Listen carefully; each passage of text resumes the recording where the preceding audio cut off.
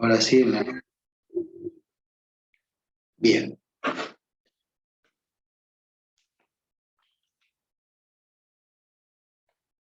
Bueno, conceptos que ya hemos visto, que es torca o momento de una fuerza. Esto depende de la bibliografía y de dónde estudien. Nosotros en algún momento solíamos escribir momento respecto a un punto, ¿sí? Era igual al producto de una fuerza por una distancia, siendo esto una magnitud vectorial. Y dijimos, lo vamos a llamar momento de una fuerza, algo que llamamos torca o torsión, momento torsor, y era igual al producto de una fuerza por una distancia.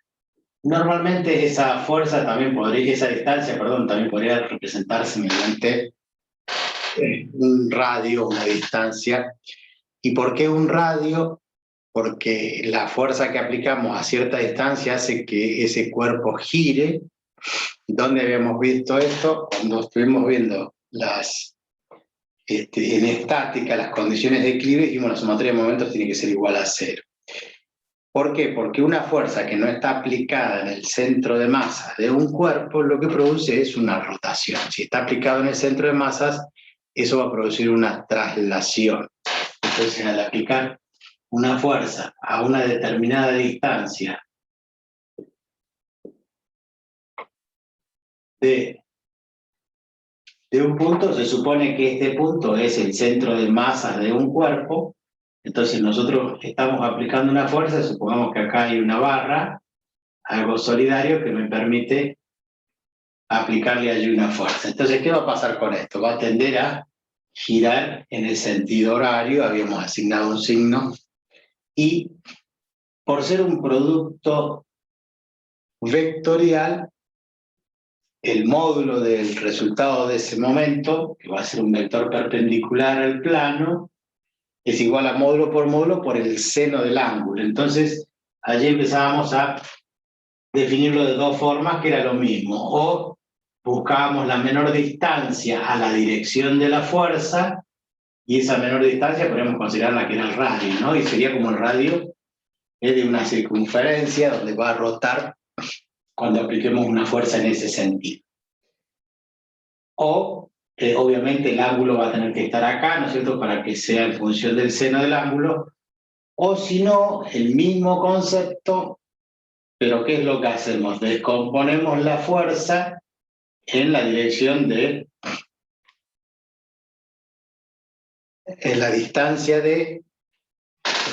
No, con un lo estamos repasando, ¿no? Digamos que tenemos acá esto, tenemos la fuerza que está en eso, y vamos a suponer entonces que la distancia es esta. Está un poco exagerado el vector. Entonces nosotros podemos descomponer en la dirección esta y en una dirección perpendicular, de tal forma que vamos a tener este vector o este vector. Este vector pasa por la dirección del centro de masas, entonces no le genera ningún cambio, ¿no? O sea, el momento es nulo. En cambio, este está en forma perpendicular y el producto de esta fuerza, supongamos que eso es como un eje Y y esto es como si fuera un eje X, entonces esa fuerza por esa distancia, lo mismo se va a relacionar a través del seno de alfa. O sea que descomponemos la distancia, descomponemos la fuerza. El asunto es que la misma fórmula lleva implícito, ¿no?, por ser un producto vectorial, módulo por el seno del ángulo. Bien, esto es lo que ya habíamos visto, que generaba una rotación el aplicar la fuerza a una cierta distancia. Entonces calculamos ese momento de la fuerza, lo llamamos torque o momento torsor, o torque, y esto nos va a permitir ahora hablar de la dinámica de rotación, que hasta ahora no hemos dado todas las fórmulas para lo que es la cinemática de rotación. Bien, si nosotros partimos de la segunda ley de Newton, ¿Se acuerdan? La segunda ley de Newton dice fuerza igual a masa por aceleración, obviamente que esto es forma vectorial, y luego sustituimos la aceleración, o mejor dicho, no sustituimos la aceleración, sino que vamos a multiplicar miembro a miembro por R para que nos quede, si nosotros multiplicamos miembro a miembro por R, en realidad no va a alterar la igualdad. Eso es lo que nosotros llamamos, cuando trabajamos con ecuaciones, ¿no es cierto?, el ley uniforme, donde aplicamos la misma operación miembro a miembro. Bien.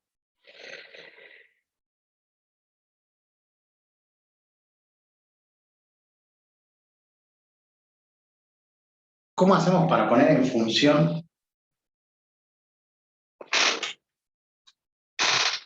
esta aceleración? Era una aceleración lineal. Entonces esta aceleración es como si fuera la aceleración tangencial, ¿se acuerdan?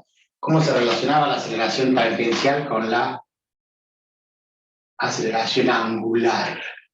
¿Se acuerdan ustedes?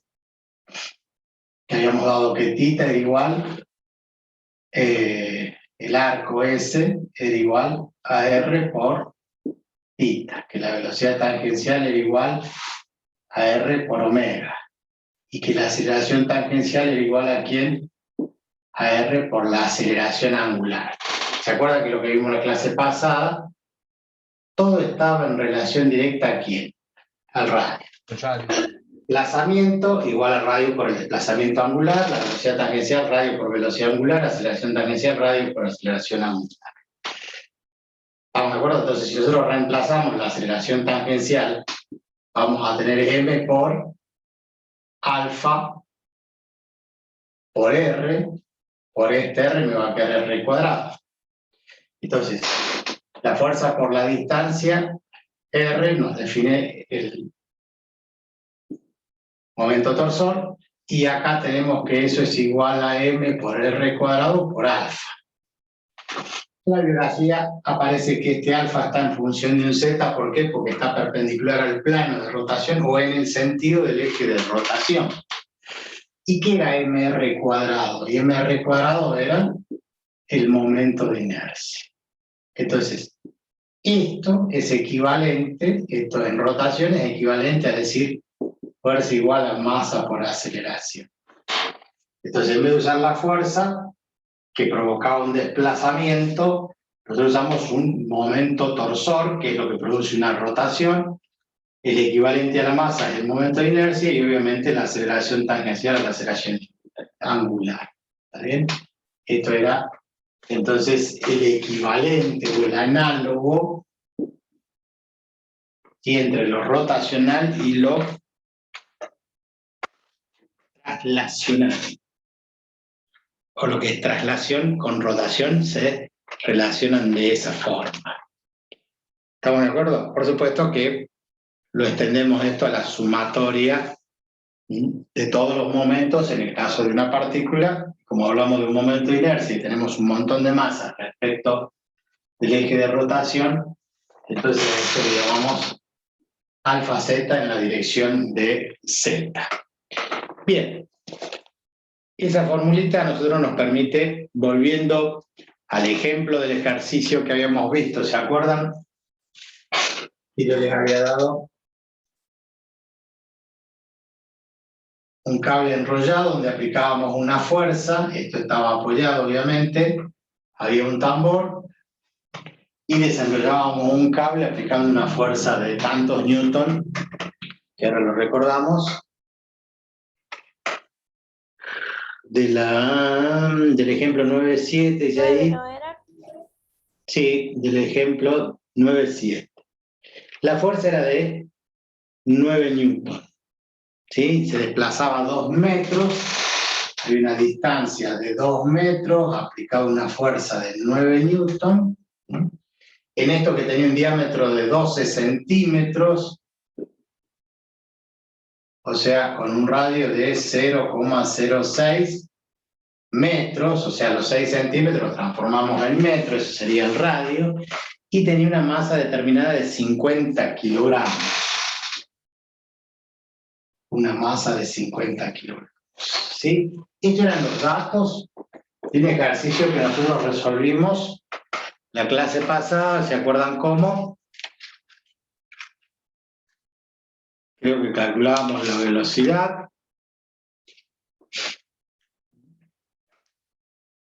Calculábamos el momento de inercia. Y decíamos que todo el trabajo de la fuerza aplicada se transformaba en energía de rotación, energía cinética de rotación, que era igual a 1/2 de I por omega cuadrado. Recordamos lo de la clase pasada, ¿sí? En forma de energía, decíamos, aplico una fuerza por una distancia de 2 metros, entonces tengo un trabajo. Ese trabajo que hace desenrollar el cable genera una energía cinética de rotación. ¿Cuánto vale esa energía cinética de rotación? 1/2 de la masa, que en este caso es 1/2 del momento de inercia por omega cuadrado. ¿Se acuerdan de esto? Sí, así definimos rotación pura. Bien. Así habíamos desarrollado el ejercicio y con eso calculábamos la velocidad angular. ¿Por qué? Porque teníamos todos los datos. Habíamos calculado el trabajo, que era fuerza por distancia, o sea, los 9 newtons por los 2 metros, iba a ser igual a 1/2 del momento de inercia. El momento de inercia para esa masa era 1/2 de mr cuadrado, si mal no recuerdo, ¿sí? El momento de inercia es igual a 1/2 de mr cuadrado, por lo tanto teníamos el valor de la masa de 50 kilogramos por el radio de 0,06 elevado al cuadrado, por omega cuadrado. ¿Qué teníamos que despejar? Omega.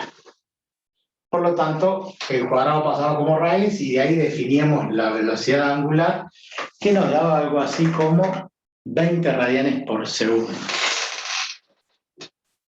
20 radianes por segundo. Esto es el cálculo de este ejemplo hecho en la clase anterior. En cambio ahora, como tenemos el momento de inercia, tenemos el momento, porque también es fuerza por distancia, nada más que acá en forma escalar nos daba un trabajo, y acá el producto en un momento es fuerza por distancia, momento torsor, ¿verdad? Entonces el ejemplo ahora es analizándolo con la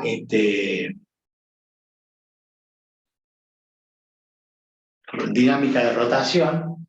Nosotros tomamos esta fórmula y decimos, ¿qué pasa si despejamos alfa, y alfa que es igual a tau sobre el momento de inercia? Entonces tenemos lo mismo, los 9 newtons por los 2 metros, porque está en forma perpendicular al radio.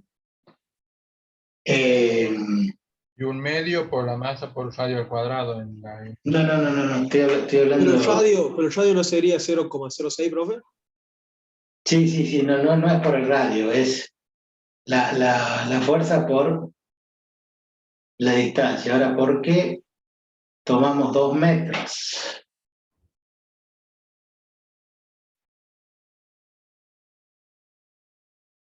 Porque no estamos multiplicando. En el libro aparece el 2. Este tau es F por R. ¿Sí? Y el momento de inercia es 1/2 de la masa por el radio al cuadrado. Entonces, este cuadrado con este se simplifica. Este 2 de 1/2 es el que pasa multiplicando arriba y queda 2 por F sobre MR. En realidad esta M es la M minúscula, ¿no es cierto? Pero ya sabemos que el momento de inercia es 1/2 de la masa. Pero me confundió este 2 porque la distancia es de 2 metros, pero en realidad este 2 viene de la fórmula del momento de inercia, que es 1/2 de MR. MR cuadrado, el cuadrado con el radio se va, entonces me queda 2F sobre MR.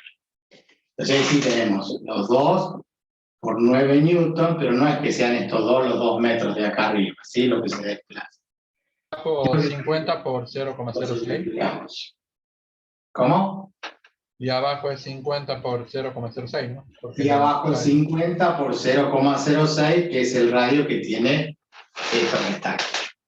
Entonces, ese 18 dividido en 50 y a su vez en 0,06 da un resultado de 6 radianes sobre segundos al cuadrado.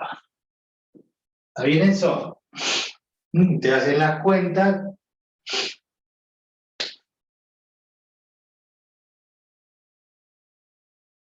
Sí, profe, Sí, da profe, eso. da 6. A ver, da 6. Bueno, entonces yo voy poniendo el resultado que está en el libro, pero en realidad siempre tenemos que ir verificando. A veces suele haber errores de tipología, o sea, de tipeo.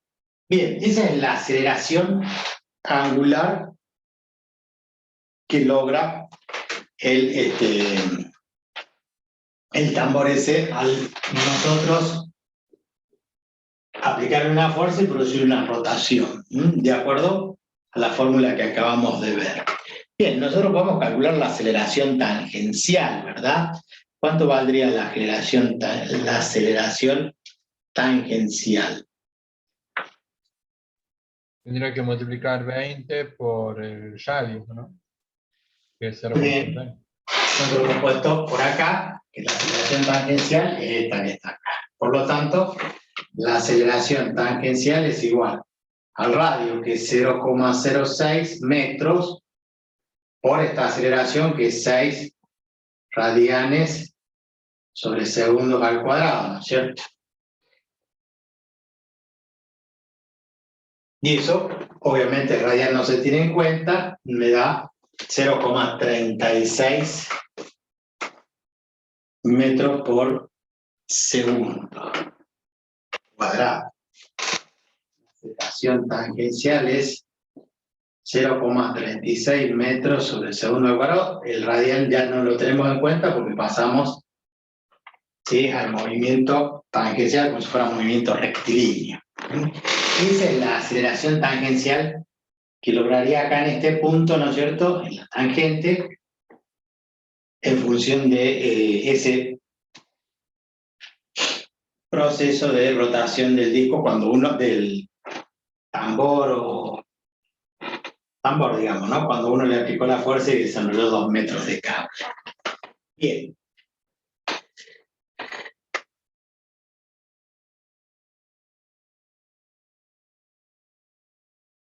Dice allí, puede usar este resultado junto con una ecuación del capítulo 2 para determinar la rapidez del cable después de que se ha desenrollado 2 metros.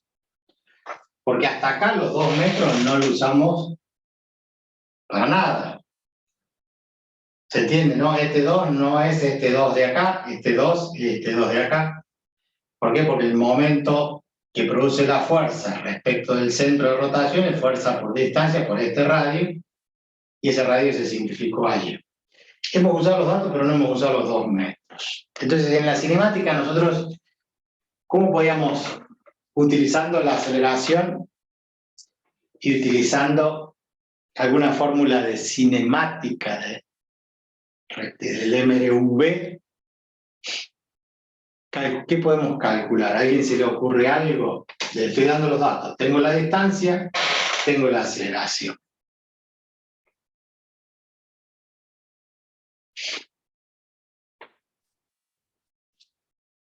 ¿Se acuerdan de esta formulita? Era la velocidad al cuadrado igual a la velocidad inicial al cuadrado. ¿Esa, profe? Muy bien, esa es velocidad al cuadrado. Porque la inicial sería 0, en este caso. Y la inicial sería 0. Nosotros comienza el movimiento, pegamos el tirón y eso se acelera con esa velocidad hasta que se desenrolla ¿cuánto? Un delta de X, que serían ahora sí los 2 metros. Entonces, ¿cuánto valdría la velocidad final o la velocidad tangencial? La velocidad que tendría acá en este punto. Esta sería la velocidad tangencial. ¿Cuánto vale?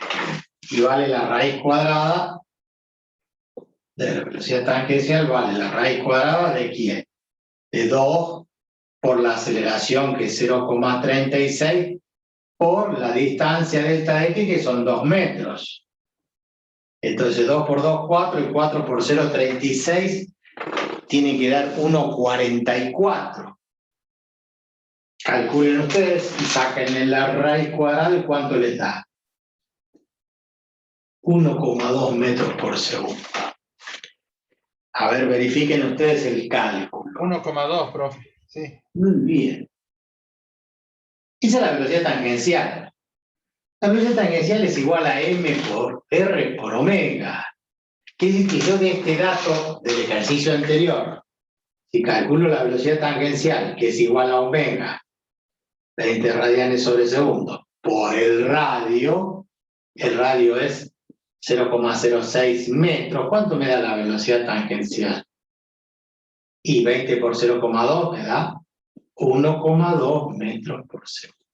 Profe, ¿no era 20 por 0,06? Sí, ¿y yo qué puse? 20 por 0,06 metros. Omega por R. Claro, había escuchado mal, disculpe. Puede ser que yo me haya expresado mal también. Los 20 radianes por segundo era la velocidad angular. Del trabajo que hicimos en el balance energético, que el trabajo era igual a la energía cinética de rotación. Y llegamos al mismo resultado por otro camino, que utilizando ¿qué cosa? Que tau es igual a I por alfa. El análogo que les dije yo, fuerza igual a masa por aceleración, eso era en la traslación. En la rotación, el momento de una fuerza, la torca, la torsión, el momento de torsión, es el momento de inercia por la aceleración angular.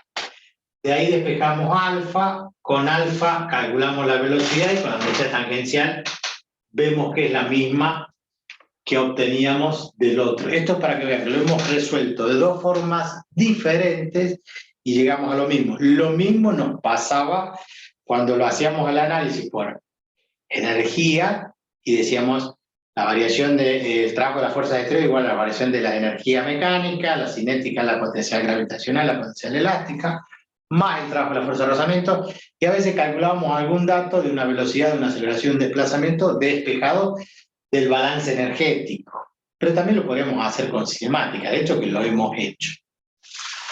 Bien. ¿Se entiende? Sí, ¿verdad? Sí, profe. Bueno. Entonces, la energía, como habíamos dicho el otro día, la energía cinética ahora tiene en cuenta dos cosas: energía cinética de traslación, energía cinética de rotación. Ya habíamos dicho que esa energía cinética, en definitiva, va a ser, ahí la llaman K, pero si ponemos energía cinética total, siempre lo llaman K los yankees, por kinetics, un medio de la masa por la velocidad que tiene el centro de masa al cuadrado, más un medio del momento de inercia por la velocidad angular al cuadrado. Esto es lo que ya habíamos planteado. Profe, ¿qué dice debajo de la velocidad al cuadrado? O sea, un medio por la masa, por la velocidad al cuadrado, y abajo dice algo más. Esto es velocidad del centro de masa. Si usted quiere, déjelo como velocidad tangencial, déjelo como velocidad sola, o velocidad del centro de masa, porque trabajamos con un cuerpo rígido y consideramos que todo el cuerpo se mueve con una determinada velocidad. Aquí le asignamos la velocidad al centro de masas, ¿sí? Digamos, esto es lo que hace el autor. Y usted lo puede poner como velocidad tangencial o no le ponen nada, pero saben que la velocidad es la de traslación. Esto cada vez que haya rotación y traslación juntas. Y el otro día hablaban de quién, del yo-yo. Tiro el yo-yo y ¿qué pasa? Gira, porque nosotros lo hemos enrollado en la cuerda y cuando lo tiramos el yo-yo empieza a girar y además de girar, baja de la mano, entonces ahí va rotando y va bajando. Ahí hay un movimiento de rotación del yo-yo y un movimiento de traslación. ¿Estamos de acuerdo? Eso creo que está en algún lado, en el jueguito del yo-yo, como ejemplo, en el rapidez de un yo-yo común. Se hace un yo-yo enrollando una cuerda con masa despreciable en un cilindro sólido de masa m y radio r. Entonces le hago el dibujito y hacemos el del yo-yo. ¿Estamos de acuerdo? Borro esto. De todas formas, esto está grabado, así que después lo pueden visualizar de nuevo.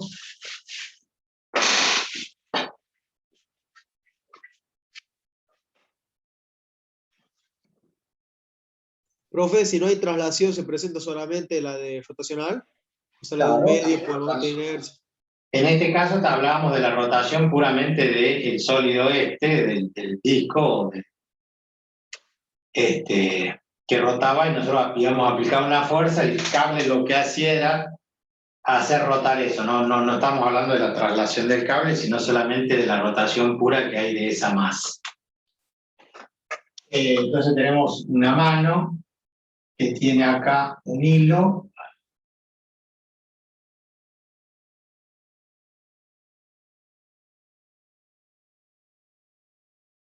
Este es el yo-yo. Eso en su parte inicial. Tengo velocidad tangencial o velocidad del centro de masa igual a 0, velocidad angular igual a 0. Lo tenemos en la mano. En el momento que lo soltamos y lo aventamos, este yo-yo, ¿no es cierto?, va bajando.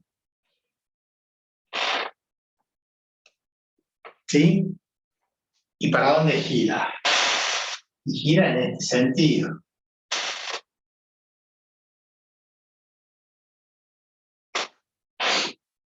Y se desplaza, obviamente, una determinada longitud, h,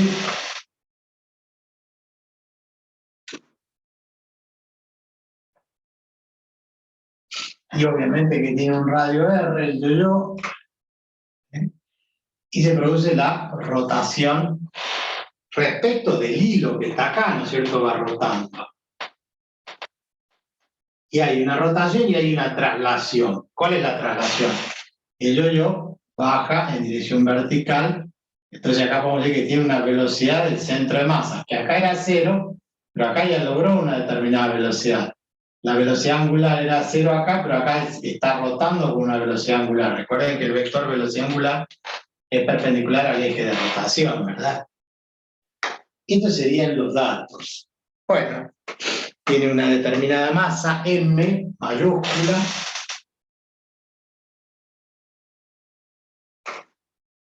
Y a ver, cuéntenme ustedes cómo plantearían entonces la energía cinética.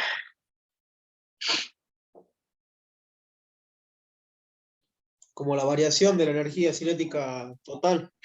O sea, del principio, la que tenemos al principio, las dos energías, tanto rotacional como la traslacional, Perfecto. la otra al final. Porque La en el inicial principio es teníamos 0. La inicial es sí. ¿verdad? Entonces tendríamos esta suma como energía cinética. Si nosotros queremos calcular solamente la energía cinética de rotación al pasar acá, vamos a decir, si aplicamos esa formulita, vamos a hacer lo siguiente. La dejamos así.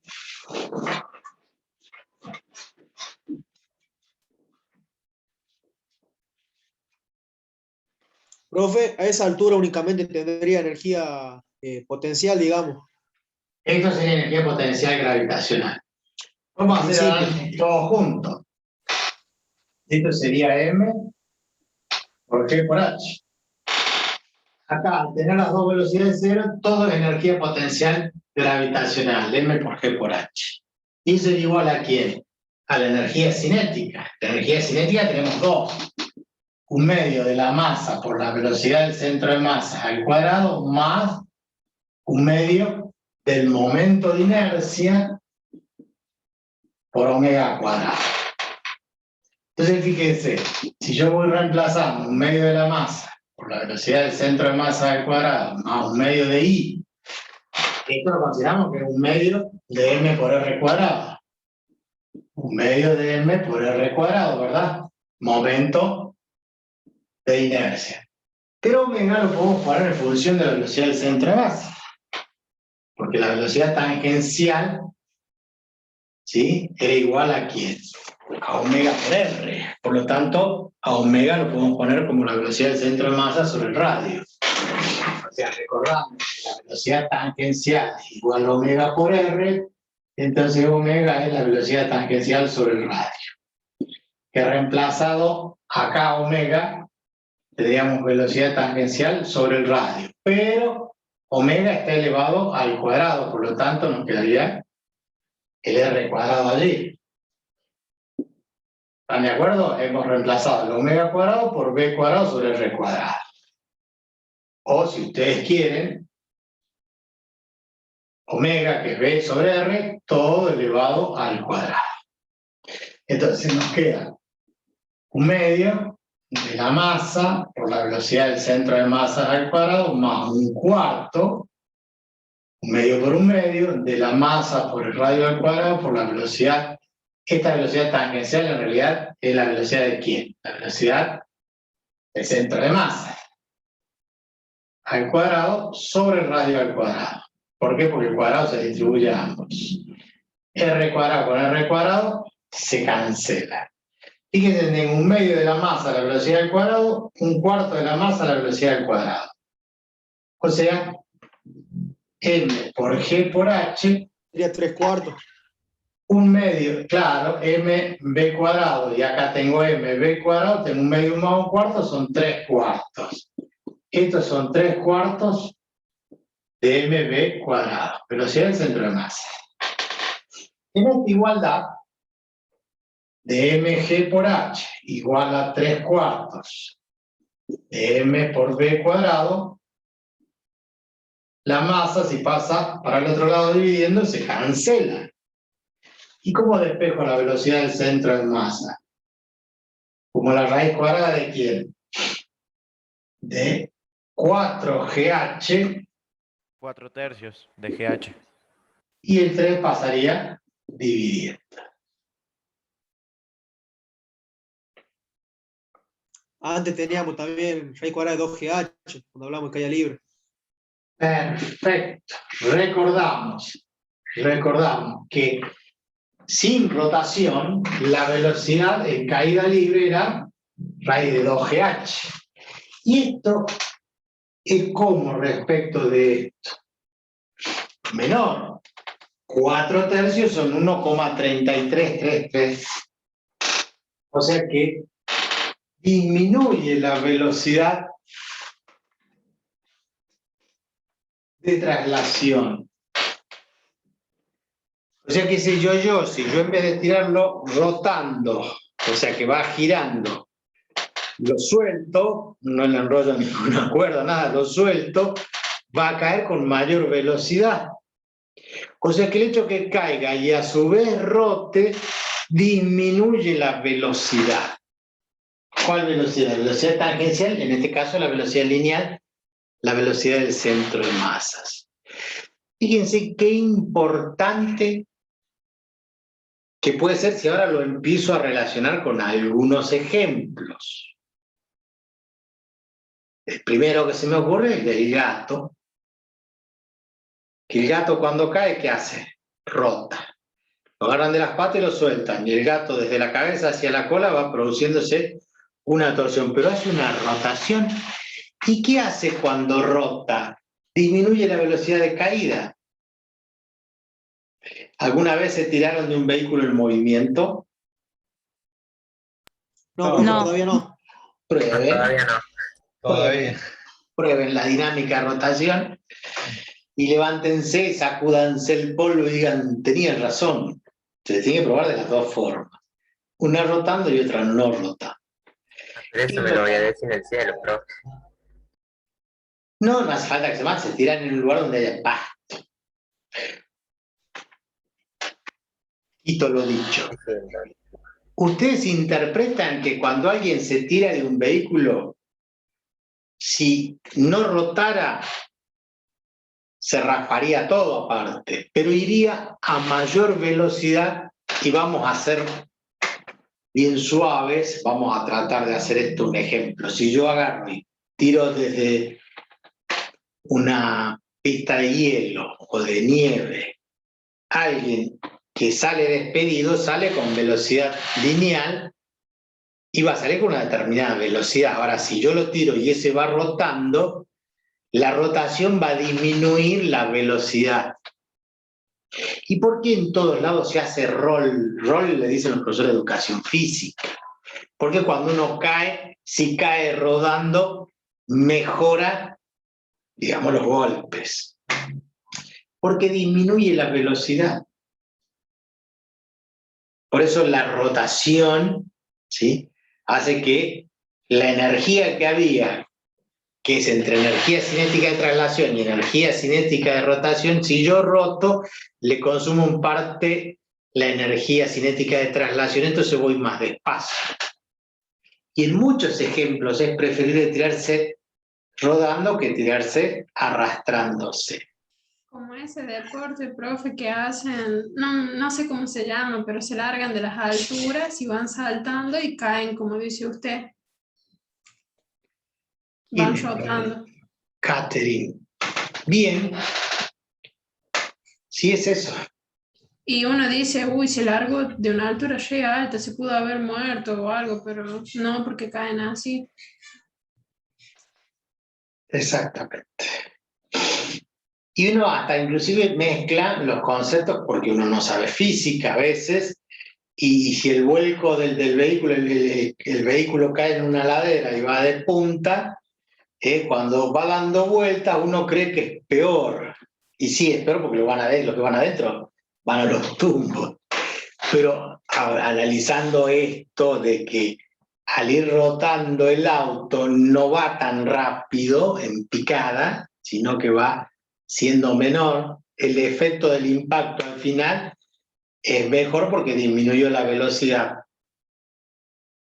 de traslación, entonces choca con menor fuerza si va rotando que si va derecho en la ladera. ¿Se entiende eso? Eso es importante. Justo sabe de que una vez vi en un documental sobre aviones y todo eso, hablando aerodinámica, todo eso, y había un origami que hacían los ingenieros, que era solamente la orilla del papel, la cortaban así y la hacían un tubito, y eso lo tiraban así en el aire y quedaba rodando en el aire, quedaba girando, y flotaba más tiempo que los otros avioncitos de papel que hacían. Era solamente un tubito de papel que hacían ellos. ¿Se da cuenta? Qué importante es saber algo de rotación. Por lo menos ahora para interpretarlo, porque antes de saber física yo veía las películas y nunca me imaginaba qué connotación podía tener. Yo veía, bueno, va rodando porque cae y rueda porque inconscientemente uno no lo hace pensando en que va a ahorrar la velocidad, pero la física me demuestra que sí, que rotando disminuye la velocidad. Y si no, para su próxima prueba de paracaídas, por ejemplo, cuando nos tiramos desde el avión, no podemos tirar en punta, eso sí lo hemos visto, ofrece menos resistencia al aire y va mucho más rápido que tirándose plano, donde hay mayor rozamiento, digamos, entonces frena un poco la velocidad. Pero ahora ya estamos pensando que en vez de tirarnos en punta o en plano, nos podemos tirar rotando, como si fuera un yo-yo. ¿Y qué es lo que vamos a lograr? Menor velocidad. Más vale que hay que abrir el paracaídas lo mismo, uno vamos a hacer pelota lo mismo. O sea, esto no quita la otra cuestión que es el efecto del golpe. Pero convengamos que cambia la velocidad. Por supuesto que por allí, de 150 bajar a 130 o de 150 bajar a 120, igual vamos a hacer puré. No cambia mucho. ¿Está claro eso? O sea, ¿por qué es preferible que se ruede y no que se traslade puramente? Porque, bueno, ahí se divide la energía cinética en rotación y en traslación. Y disminuye entonces la velocidad final de traslación. Perfecto. ¿Está claro lo del yo-yo entonces?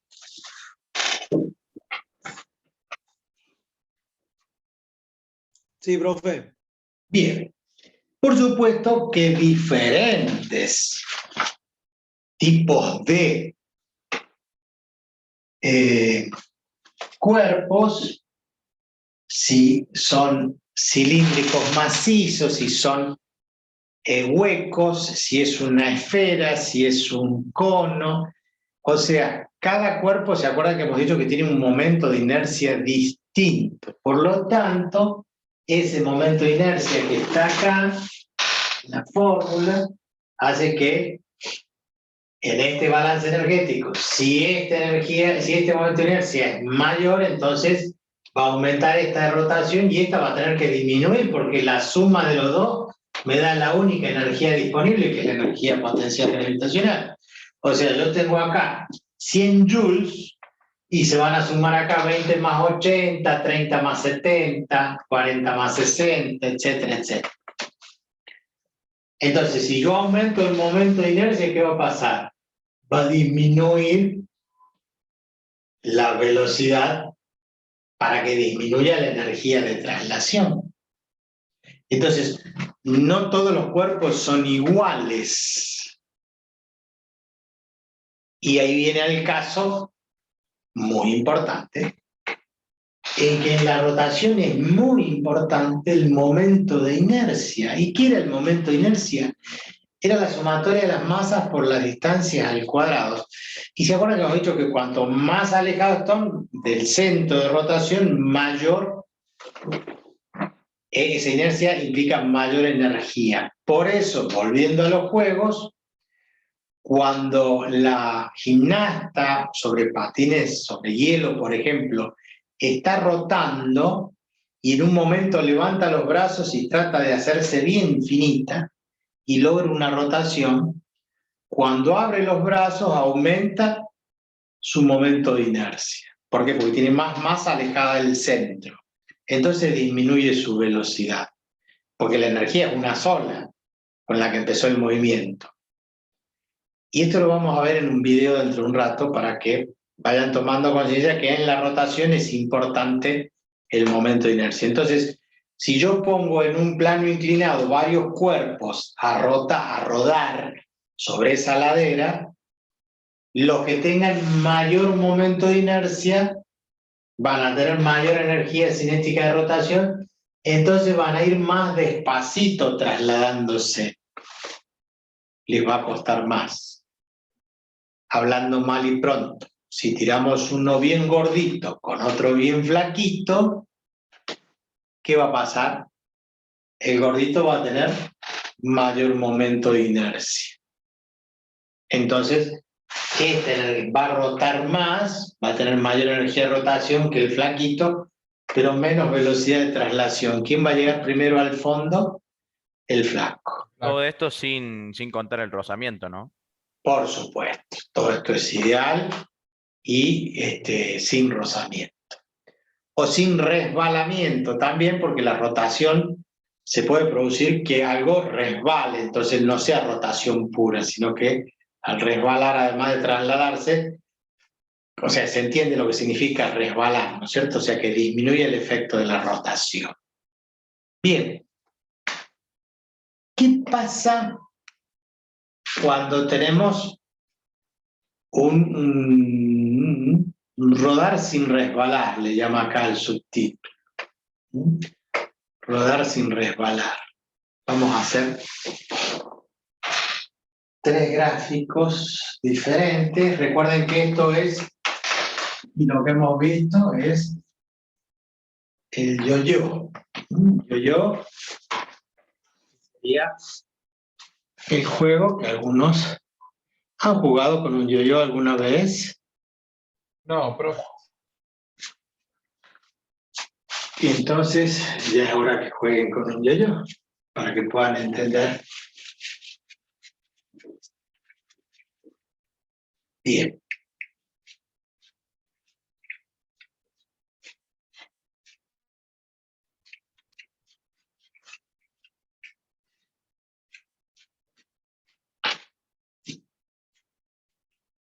rodar sin resbalar. Vamos a tratar de hacer el gráfico de una ruedita igual a otra ruedita. Ustedes supongan que son todas las mismas ruedas, ¿no?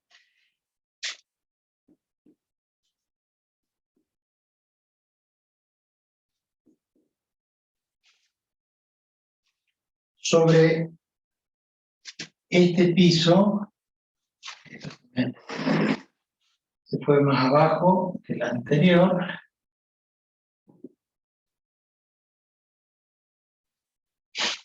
Nosotros tenemos Me acá, salió perfecto, profe. más o menos, no está perfecto. Pero bueno, eso es una de las cualidades de muchos años, más de 30 años. ¿Qué es lo que vamos a suponer? Que en este caso,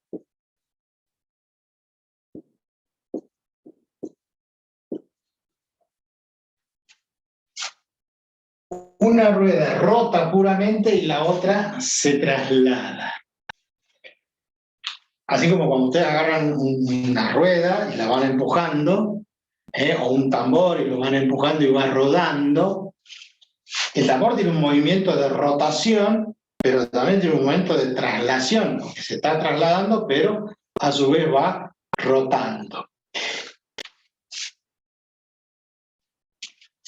Si este es el centro de masas, va a tener una velocidad. Y esa velocidad va a ser la misma acá, va a ser la misma acá, va a ser la misma acá y va a ser la misma acá.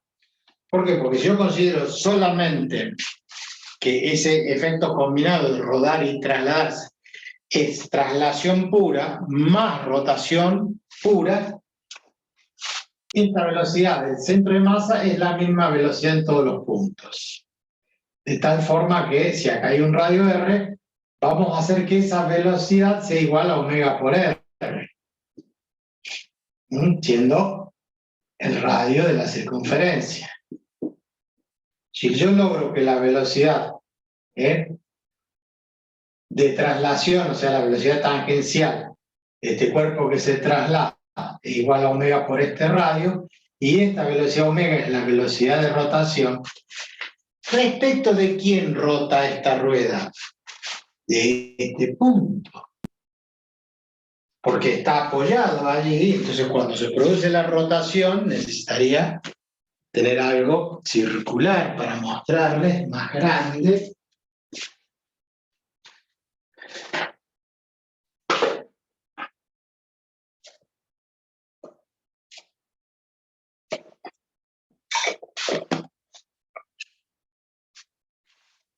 Cuando esto rota, ¿cuál es el eje de rotación? Y acá en tangente a la superficie, porque ahí se produce la rotación. Si esto no va rotando de esta forma, sino que va rotando sobre la superficie, siempre tangente a la superficie. Por lo tanto, la rotación es respecto de este punto. ¿Y cuánto vale la velocidad en ese punto, la velocidad tangencial? Vale 0. Acá hay efecto de velocidad angular. Entonces, ¿cómo es la velocidad tangencial? La velocidad, esta es la rotación, vale 0, la velocidad tangencial en el centro. En los extremos, la velocidad tangencial, ¿cómo es? Y si esto rota para allá, este es el valor de la velocidad tangencial. Igual a este valor. Pero acá, ¿para dónde va? Para el otro lado. ¿Por qué? Porque esto está girando así, entonces la velocidad tangencial es así. En este punto, ¿cómo es la velocidad tangencial? Hacia arriba. Y en este punto, la velocidad tangencial es hacia abajo. Entonces ahí estamos haciendo rotación, ¿sí? Y acá estamos haciendo traslación. Entonces el movimiento combinado sería ese que está allí. Sumemos los dos y hagamos como un principio que se llama dependencia de causas, superposición de efectos. Como cuando vemos tiro parabólico. Como alguien que va a velocidad constante y alguien que tira un cuerpo en tiro vertical, pero combinados hacía que eso ¿sí? Se traslada y forme en el aire una parábola. Ahí estábamos sumando dos efectos. El efecto de la traslación de la velocidad de MRU y uno de MRV. Quedaban combinados el movimiento parabólico y el movimiento en dos dimensiones. Acá hacemos lo mismo, como que se traslada y rota, y la suma de los dos va a hacer que en este punto, si sumo esta velocidad más esta velocidad, me va a dar el doble de velocidad. Acá la velocidad tangencial es 0.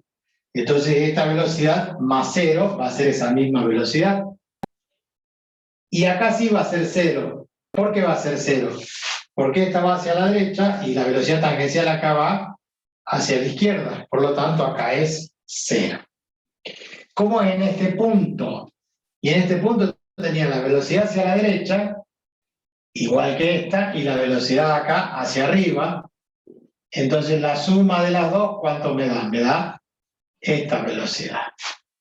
Y acá es lo mismo, tenía una velocidad hacia abajo, que es esta tangencial, y la velocidad hacia adelante, entonces la suma me da esta velocidad. O sea que acá tiene velocidad 0, ¿por qué? Porque el cuerpo está siendo tangente y ahí es como que no hay movimiento, pero en la parte superior es mucho mayor la velocidad. Cuando más grande sea el radio del tambor donde vamos rotando, si alguien se para ahí arriba, hágase la idea que está parado sobre un tronco, ¿sí? Y el tronco va rodando. ¿Vieron esos juegos donde ponen un cilindro y uno va tratando de mantener el equilibrio, pero va caminando mientras va rodando?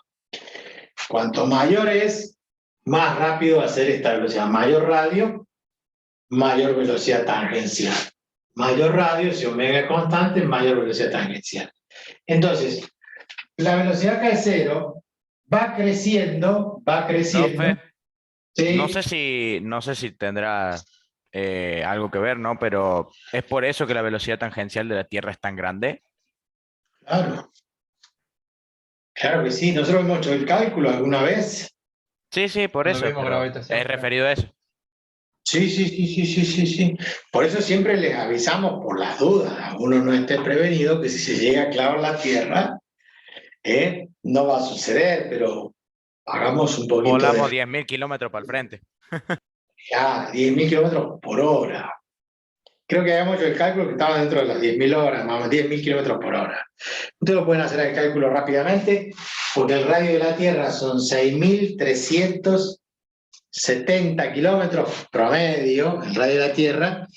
Por lo tanto, uno para recorrer la Tierra en su vuelta completa tiene que hacer 2 por pi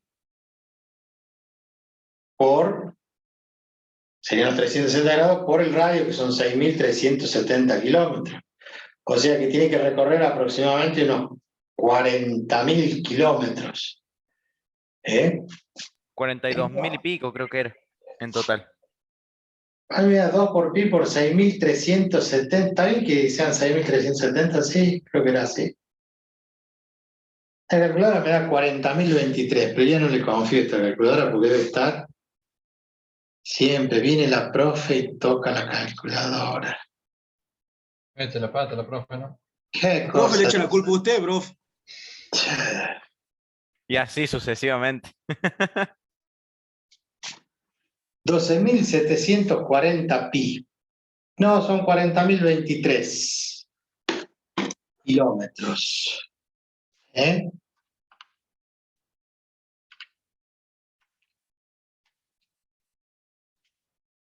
40.023.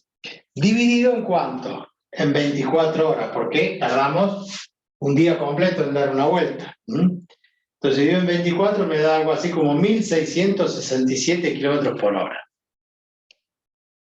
No eran 10.000. Igual es mucho.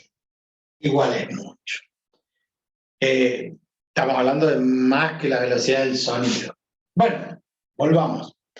Entonces, instante por instante, yo quiero saber qué pasa acá en este punto. Bueno, yo tiene que ver que en este punto la velocidad sigue siendo la misma, porque todo se traslada, pero la velocidad tangencial acá tiene este ángulo. Entonces, la suma de esta velocidad más esta velocidad sumados con la regla del paralelogramo me da este vectorcito. Entonces, este arranca en 0 y empieza a crecer, a crecer, a crecer, y ese es el máximo, y ahí empieza a disminuir, disminuir hasta que se hace 0.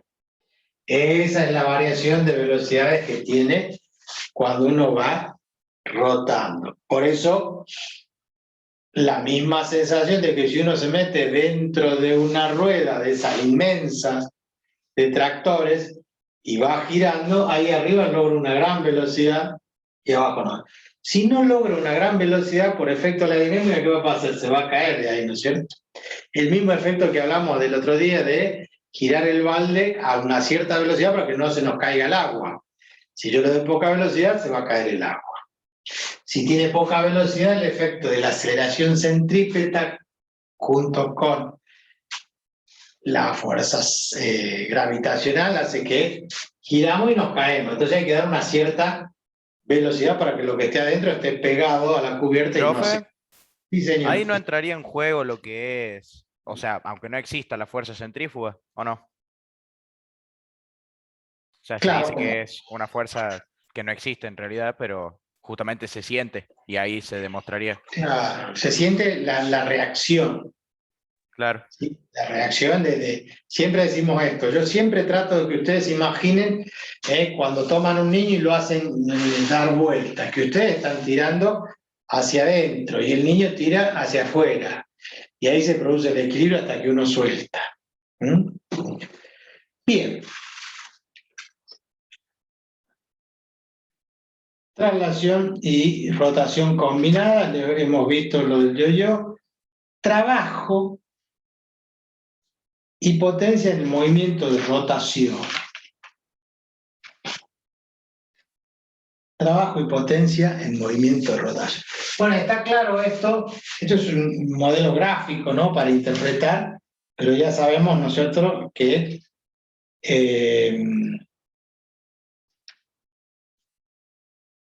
es lo mismo que hemos planteado nosotros en la fórmula, bueno, que ya borré, que la energía cinética de rotación era un medio de la masa por la velocidad de traslación al cuadrado más un medio del momento de inercia por la velocidad angular al cuadrado.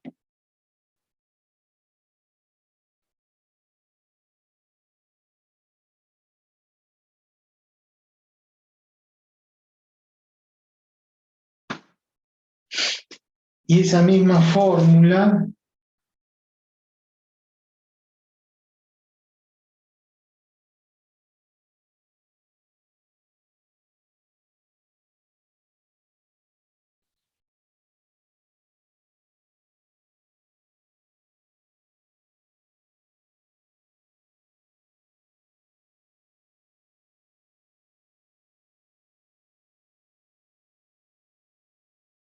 la analizamos así. A ver acá, ponemos K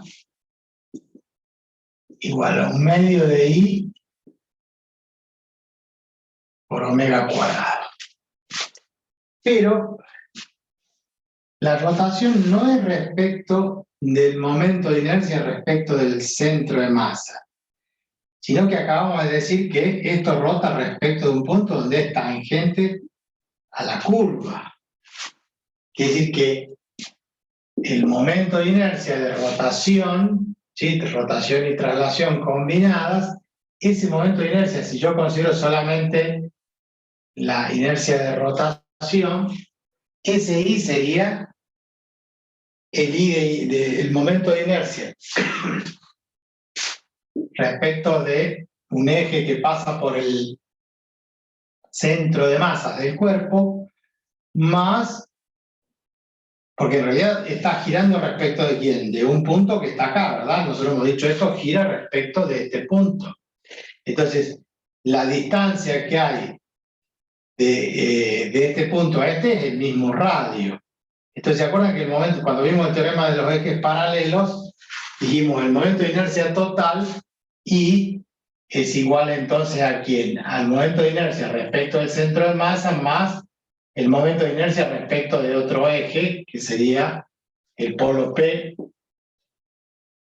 y es igual a un medio del centro de masa más IP, que el momento de inercia respecto de este punto P,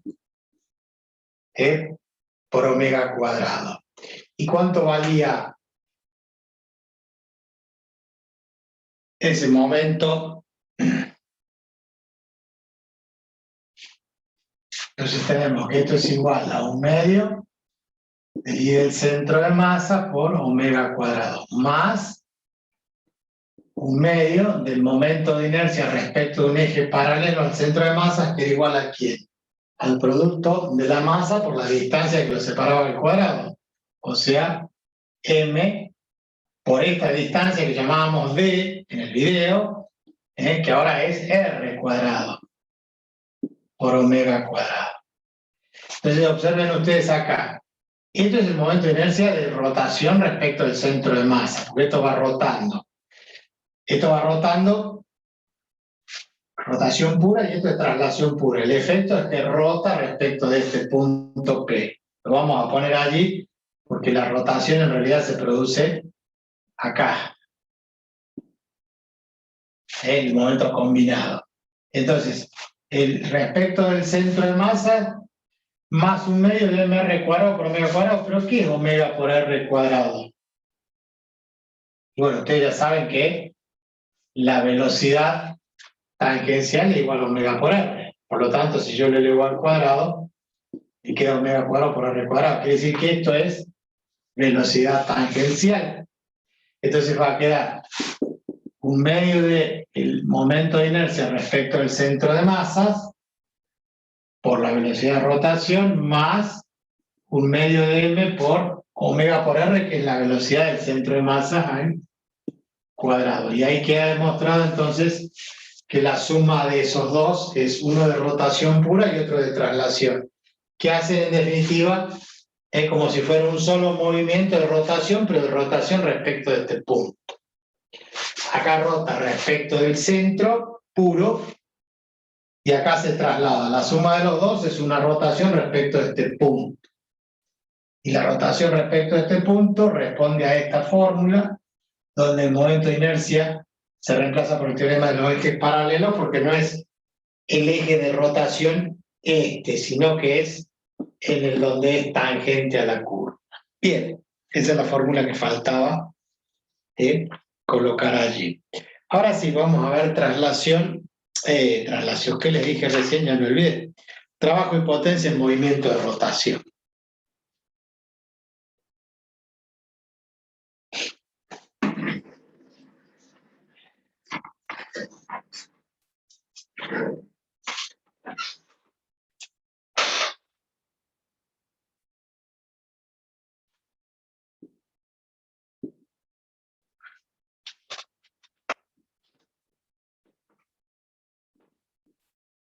Trabajo y potencia en movimiento. Hay algo que no entendí del teorema de los ejes paralelos ahí en ese caso. Porque acá yo vi la definición, decía que era el momento de inercia en el punto P es igual al momento de inercia en el centro de masa más m por d al cuadrado, por la distancia. Sí. Pero acá en este caso, nosotros estamos suponiendo que el centro de masa, el de inercia, con P, el punto P, eso igual a m por r al cuadrado. Sí, porque masa por distancia al cuadrado. La distancia desde, este sería el eje de rotación del centro de masa. Y este es el centro de rotación que está a una distancia d, que en este caso coincide, es el radio. Por eso nosotros damos como md cuadrado y es mr cuadrado.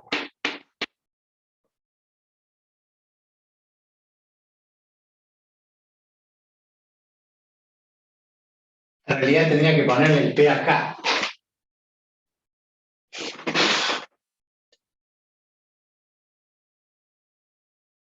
Es igual al momento del centro de inercia, sí. Simbólicamente tendría que ser así. Yo le puse el I sub P allá, y lo que estamos queriendo calcular es respecto de este centro de rotación, va a ser igual al momento de inercia propio más el momento de inercia que corresponde a la distancia esa, que es mr cuadrado. ¿Está bien? Bien.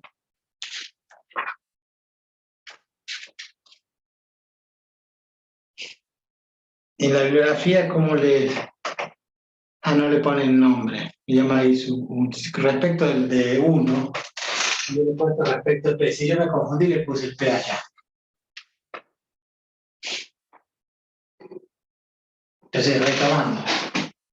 Para este caso, de esta rotación respecto de este punto, como no es y no coincide el eje con el eje de rotación, entonces, con el centro de masas, entonces este momento de inercia respecto del punto P es el momento de inercia respecto del centro de masa más el mr cuadrado, ¿no? Que sería la suma más mr cuadrado, nosotros lo habíamos dado como md cuadrado. Pero bien, es válida la aclaración, porque si no, pues nos confundimos, o se confunden ustedes en qué estamos trabajando. Bueno, trabajo y potencia en movimiento de rotación. En Teguti ya están viendo derivadas, así que podemos hablar tranquilamente del concepto de derivadas. Bueno, tranquilamente, podemos hablar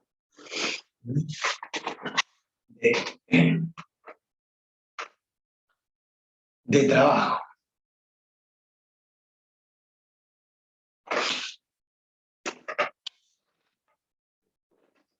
Nosotros consideramos que hay algo que está rotando, por lo tanto, va a haber un desplazamiento θ, para lo cual acá hay un desplazamiento S. ¿Se acuerdan? El arco.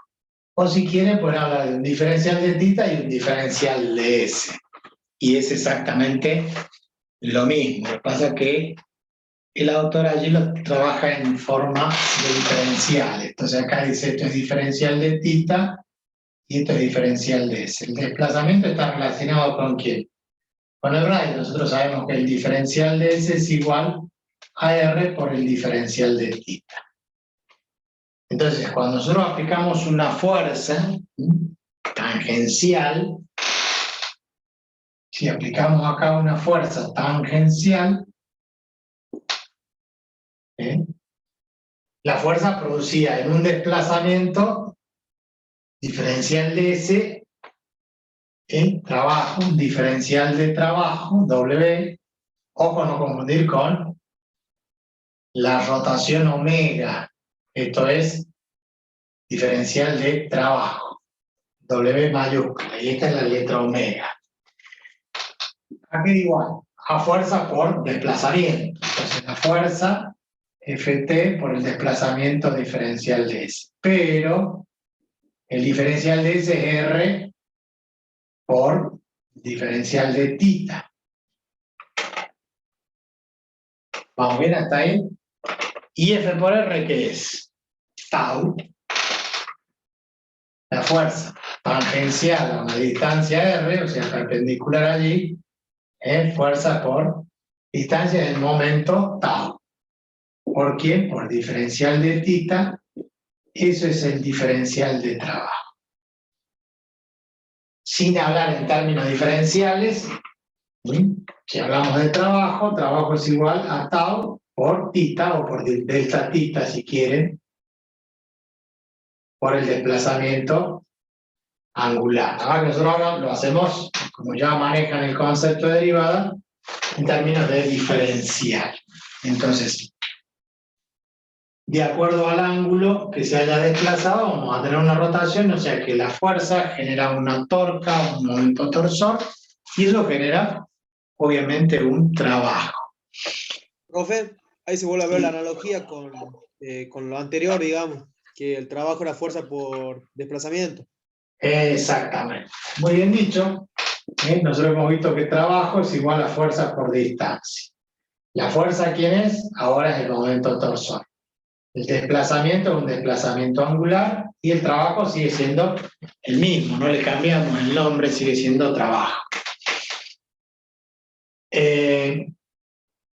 Por supuesto que esto después va a pasar al concepto de análisis matemático de la integral. Entonces yo quiero calcular el trabajo total, hago la integral del diferencial de trabajo y voy a hacer la integral y voy a poder integrar, que cuando ustedes integren lo van a poder relacionar mejor. Pero por ahora no tiene mucho sentido. Ah, eso estaba por decir. Los diferenciales nos sirven para los integrales para que sea más fácil la ecuación, nada más. Si no, Claro. sería delta. Si no, trabajamos con delta directamente. Inclusive acá podemos poner un delta de W es igual a tau por delta de tita. Ahora, cuando uno integra esto y lo transforma, después lo van a ver ustedes, la integral del diferencial del trabajo es el integral de tau por diferencial de tita entre un tita 1 y un tita 2, porque acá estaríamos hablando, esto sería para un ángulo tita 1 y después un tita 2, y en la integral, si tau es constante, sale fuera de la integral, y la integral entre tita 2 y tita 1 me queda tita 2 menos tita 1, que es el delta tita. Y eso nos va a permitir, la integral con el diferencial se cancelan y me queda que el trabajo es igual a tau por tita 2 menos tita 1. Si tau es constante. Esto es si tau es constante. Cuando tau no es constante, o sea, el momento torsor no es constante, la fuerza esta, la distancia, porque varía el radio, porque varía la fuerza, entonces ya necesito un proceso de integración para poder calcular y me va a dar otra fórmula. No distinta, no dimensionalmente la misma. Pero bueno, va a haber que encontrar un método para poder integrar, que ya no va a ser directo, que si es una constante sale fuera del integral. Cuando no es constante tau, necesito un proceso adicional que es encontrar cómo integrar eso, que sería como la operación inversa de la derivación. Pero bueno, ya va a llegar ese momento y ahí lo va a terminar. Hasta ahora, lo que hemos planteado no es nada del otro mundo, un trabajo igual a la fuerza por distancia. La fuerza es equivalente o análogo al momento torsor o torca y el desplazamiento lineal al desplazamiento angular. Con eso no va a haber ningún problema. Bien. ¿Pero quién era tau? Tau era igual a I por alfa. ¿Se acuerdan cuando empezamos la clase? Habíamos definido que tau era igual al momento de inercia por alfa y nosotros despejábamos la aceleración angular. ¿Se acuerdan? Hicimos el ejercicio del cable enrollado, despejando la aceleración angular Entonces, si yo reemplazo allí, voy a tener que el trabajo o el diferencial de trabajo va a ser igual a tau, pero tau es I por alfa por diferencial de tita.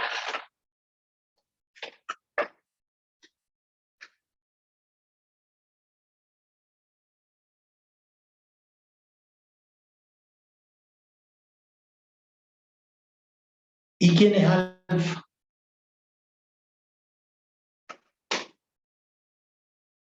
La aceleración tangencial sobre el radio, ¿o no? Por definición, ¿qué es aceleración angular? La derivada de la velocidad angular respecto del tiempo. Por diferencial de tita. ¿Se entiende? La aceleración es delta de x sobre delta, es delta de b sobre delta de t. ¿Sí? ¿Se acuerdan? Definimos la aceleración como el límite del cociente incremental, pero que era delta de ¿quién? De la velocidad dividido en el tiempo. La aceleración angular también es la variación límite del cociente incremental, pero delta de omega respecto al t. Entonces, ese delta de omega en términos diferenciales, diferencial de omega, diferencial de t. Estamos reemplazando alfa. Pero, delta tita sobre delta t, ¿qué nos da? Entonces, el diferencial de trabajo es igual a I por el diferencial de omega por el diferencial de tita respecto de t, que es lo que quería reemplazar, que es, ¿qué cosa? Omega. Diferencial de omega. Esto que está acá sería entonces el diferencial de omega. Entonces me quedaría el diferencial de omega por el diferencial de omega, o sea, el diferencial, perdón, es omega, como dijo recién. Omega es delta tita sobre delta t.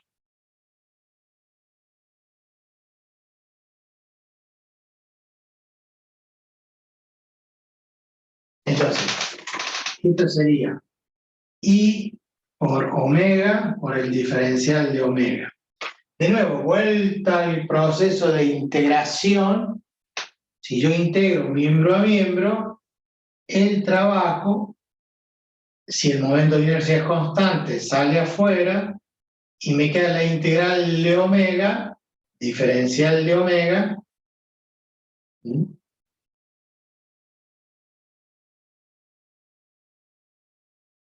entre omega 2 y omega 1. O sea, entre dos instantes, como acá era el diferencial de θ, era entre θ1 y θ2. Como acá el diferencial de omega es entre omega 1 y omega 2. Y esto ya no es constante. ¿Por qué no es constante? Porque hemos dicho que hay una aceleración. Aplico una fuerza y esto empieza a acelerarse. Si hay una aceleración angular, entonces omega no es constante. Si omega no es constante, no lo puedo sacar como saqué tau fuera de la integral. Lo tengo que integrar. ¿Y qué cosa me da derivado omega? ¿Se acuerdan que pueden derivar para que les dé omega? Mejor dicho. Vamos a acá. Yo le hago una pregunta. ¿Qué función tengo que tener para que su derivada me dé x? Un medio de x al cuadrado. Un medio de omega al cuadrado sería. Entonces, si yo tengo un medio de omega al cuadrado, o sea, en este caso un medio de x al cuadrado, cuando yo lo derivo, ¿sí? El 2 pasa ahí, se baja el exponente, se simplifica y me queda la x. Entonces la integral de omega es i por un medio de omega cuadrado. ¿Y esto a qué le suena? A un medio de i por omega cuadrado. ¿Qué le suena esto? Al análogo de la energía cinética de traslación. Un medio de la masa por la velocidad al cuadrado. Pero acá la masa es el momento de inercia y la velocidad es la velocidad angular al cuadrado. Entonces, el trabajo que uno gasta cuando aplica una fuerza a una cierta distancia del centro de rotación, empuja algo y lo hace rodar, esa energía que uno gasta, ese trabajo que uno proporciona, se transforma en ¿qué? En energía cinética de rotación. Aunque no hayamos visto integrales, el concepto es parecido porque el proceso de integración es al revés de la derivación. Yo derivo esta expresión, como i es constante, bajo el 2, se simplifica y me queda i por omega, que es esto que está acá. Entonces, la integral es encontrar una función que derivada me vuelva a dar lo mismo. Ahí tenemos el concepto del trabajo total. Bueno, potencia, no lo vamos a desarrollar, pero la potencia que era igual. ¿Se acuerdan que era igual la potencia? Trabajo sobre tiempo. ¿Y qué más? La fuerza por distancia puede ser o no. No, perdón, por Sí, velocidad. ¿Trabajo qué es? Fuerza por distancia. Reemplazo el trabajo como fuerza por distancia. Divide el tiempo. ¿Y qué es distancia sobre el tiempo? Fuerza por velocidad. Esto es en lo de traslación. ¿Cómo será la potencia en rotación? ¿Quién es el equivalente a la fuerza? Tau. La velocidad de la tangencial no es la velocidad angular. El mismo concepto. Y siempre las unidades van a dar igual porque omega, por ejemplo, es 1 sobre segundo. Sí. La unidad va a seguir siendo la misma. Acá tenemos el concepto, vamos haciendo el análisis dimensional. El momento de inercia es masa, kilogramos, por mr cuadrado. R sería metros al cuadrado. ¿Y qué es velocidad angular al cuadrado? Y es radianes sobre segundos al cuadrado, o sea que es radianes cuadrado sobre segundos al cuadrado. El radian, recuerden que no tiene sentido, entonces me queda kilogramos por metro cuadrado sobre segundo al cuadrado. o sea, kilogramos por metro sobre segundo al cuadrado. Este metro lo ponemos del otro lado. Entonces, metro por metro cuadrado. ¿Y qué es kilogramos por metro sobre segundo al cuadrado? Newton. Y Newton por metro, que es Joule, y que es energía o trabajo. Y acá sería la potencia, el trabajo dividido en el tiempo, me tiene que dar la potencia nosotros la medimos en Joule sobre segundo. Bueno, acá fíjense, ¿qué estado? Fuerza por distancia, o sea, Newton por metro. ¿Y la velocidad esta qué es? Y es radianes sobre segundos. El radian no se cuenta, Newton por metro es Joule, Joule sobre segundo, es potencia, porque es energía por unidad de tiempo. O sea que el análisis dimensional está bien. ¿Estamos de acuerdo? Bien. La otra definición, y esta sí es nueva, es el momento angular. ¿Y qué es lo que definimos con el momento angular? El equivalente al momento lineal. Nada más que yo estoy acostumbrado a llamarlo cantidad de movimiento, pero eso es movimiento lineal, como lo llamó Newton cuando lo creó, momentum. En ese libro de Principia, así llamaba Principia de Isaac Newton, él llama momentum a la cantidad de movimiento, y esa cantidad de movimiento también es el momento lineal. ¿Y qué era la cantidad de momento lineal? P, lo definíamos con la variable P, igual a masa por velocidad. Decíamos que él no trabajó la aceleración, sino que él trabajó la cantidad de movimiento. Él decía, un cuerpo que viene a una determinada velocidad, de acuerdo a la masa y a la velocidad que tiene una cantidad de movimiento que va a depender de un impulso, de un ímpetu, de haber aplicado una fuerza durante un instante de tiempo. Y de allí relacionábamos esas variables. Entonces, vamos a volver el pizarrón hacia arriba y vamos a definir momento angular.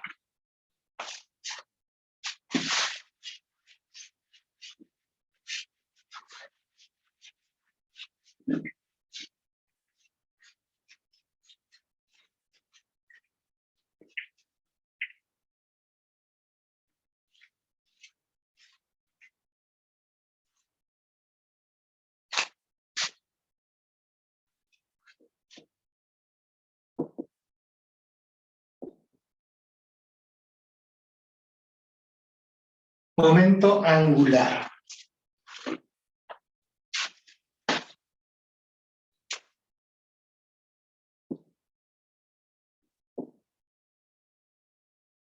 Así como definimos velocidad angular, nosotros teníamos que la cantidad de movimiento era igual al producto de la masa por la velocidad.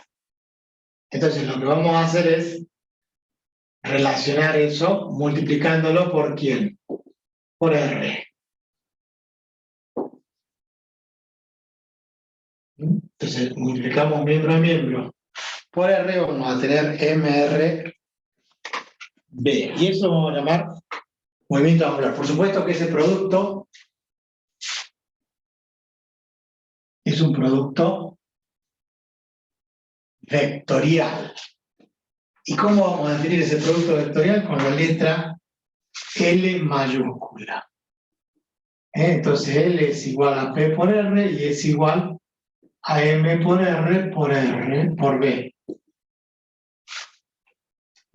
Definimos el momento angular L. El radio cuando nosotros tenemos en la rotación, ¿no es cierto?, en la distancia R del centro de rotación, hay una velocidad tangencial y hay un radio, esos dos están en el plano, por lo tanto el producto vectorial que me da un vector perpendicular al plano.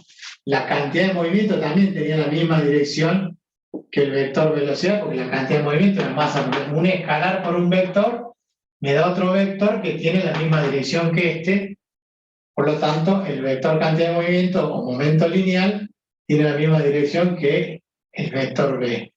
velocidad tangencial. Entonces, esto está en el plano multiplicado por R, producto vectorial menos un vector perpendicular.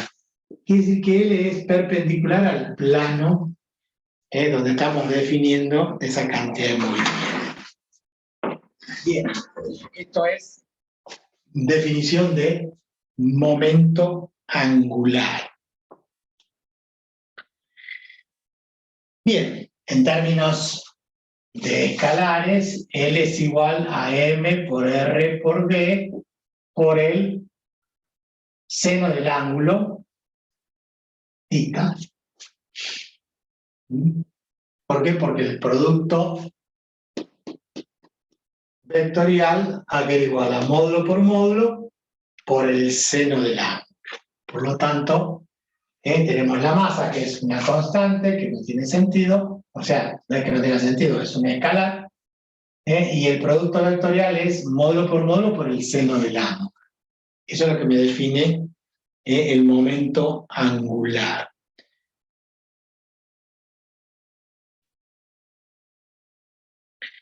¿Qué vamos a hacer? La derivada de L respecto de T. O sea, la derivada del momento angular respecto del tiempo. La masa es una constante, entonces vamos a hacer la derivada de R respecto de T por la velocidad V. O sea, derivamos L respecto de T, es como derivar, dividir por el diferencial de T miembro a miembro. Entonces la derivada de R respecto de T va a ser igual a la constante, la derivada de R respecto de T por la velocidad, y bueno, vamos a considerar entonces el seno de θ en el caso que sea perpendicular a la... no, lo dejamos como producto vectorial. Listo. Si la velocidad tangencial, profe, sería en ese caso, sí, 0,91. Exactamente. El seno de 90 sería 1. Pero vamos a generalizar y independizarnos de aquello, lo dejamos como producto vectorial.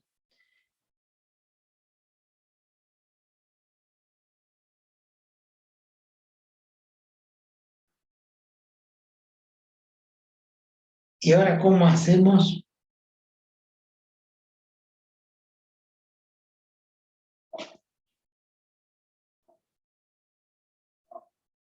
Tengo que hacer la derivada de un producto.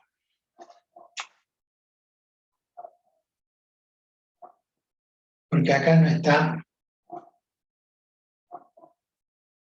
en el libro no está claro, que lo escribe de esta forma y sería la derivada de R por B respecto de T, derivando miembro a miembro, la derivada de la respecto de T y la derivada de esto, la masa, que podemos considerar constante, entonces tengo la masa y acá tengo la derivada de un producto, tendría la derivada de R respecto de T por B más la derivada de B respecto de T por R.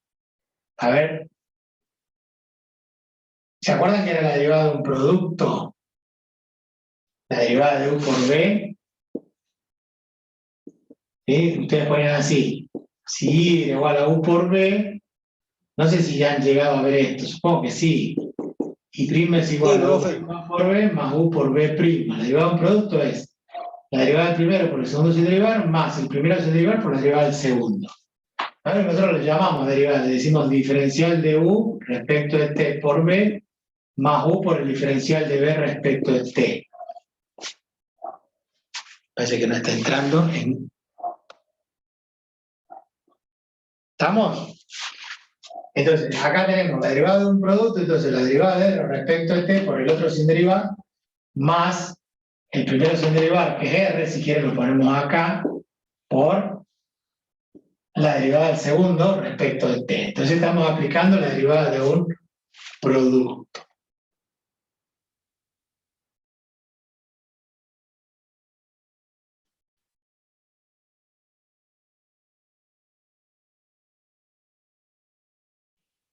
¿Quién es la derivada de R respecto a T?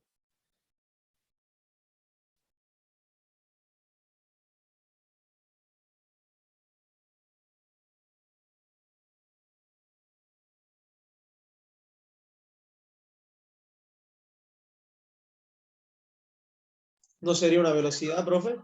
Exactamente. Sería la masa por la velocidad por la velocidad.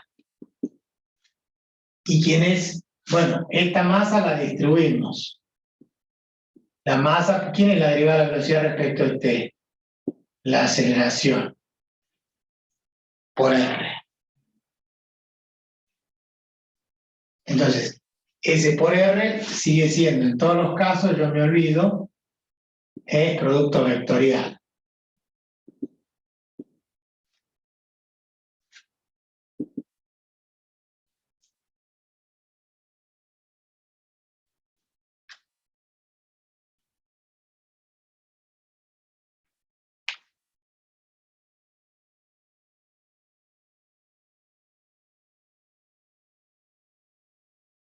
¿Cuánto vale el producto vectorial? De B por B.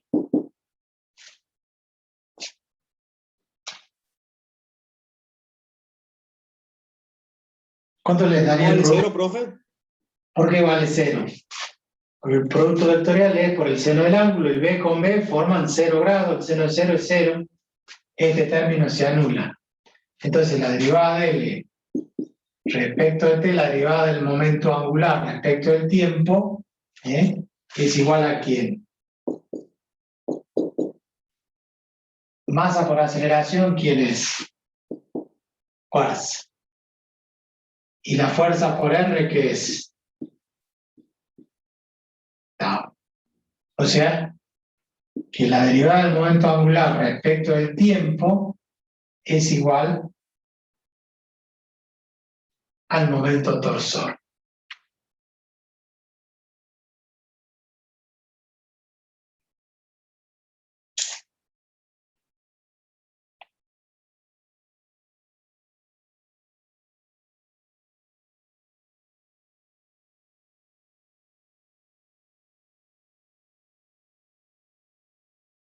Otra forma de verlo a esto, volviendo al concepto de momento angular, ¿cómo estamos con el tiempo? Estamos bien. En el momento angular de un cuerpo rígido,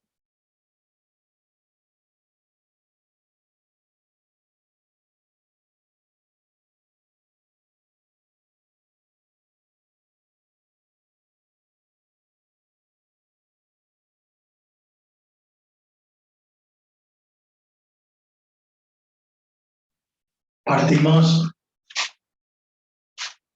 de lo mismo, de L igual a M por R por B, o B por R, L igual a M por B por R, pero B es la velocidad tangencial, que es igual a omega por R, por esta otra R me queda masa por omega por R cuadrado. ¿Y quién es omega de R cuadrado? Si lo escribimos como M por R cuadrado por omega, mR cuadrado, ¿quién es? El momento de inercia. Entonces, ¿a qué es igual L? Al momento de inercia por la velocidad angular. Momento angular. Analogía. Análogo a la cantidad de movimiento. La cantidad de movimiento que era igual al producto de la masa por la velocidad. Por supuesto que esto es vectorial. Esto es vectorial. Momento lineal, T. Momento angular, L. Masa, momento de inercia. Velocidad de traslación, velocidad de rotación. Entonces, L es igual a I por omega. Otro concepto interesante es qué pasa con la conservación del momento angular. así como se acuerdan que nosotros vimos choque, dijimos, hay conservación de la cantidad de movimiento en todos los choques, sea elástico, inelástico, sea hemiplástico. Cualquier choque siempre se conserva la cantidad de movimiento. Acá tenemos que hablar de la conservación de la cantidad de movimiento, pero del momento angular. Conservación del momento angular. ¿Cómo nos podemos referir a esa conservación del momento angular?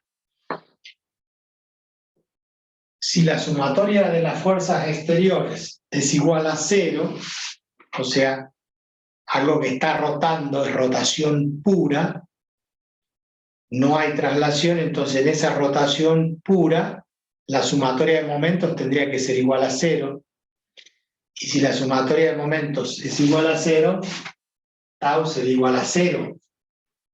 Entonces lo podríamos escribir acá.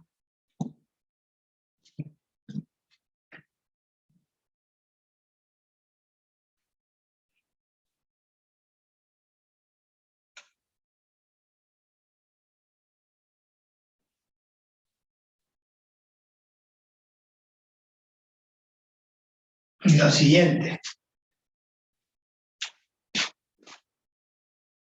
Conservación del momento angular.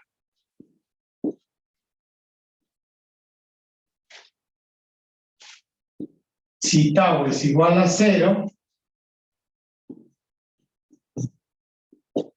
la derivada de L respecto de T será igual a 0.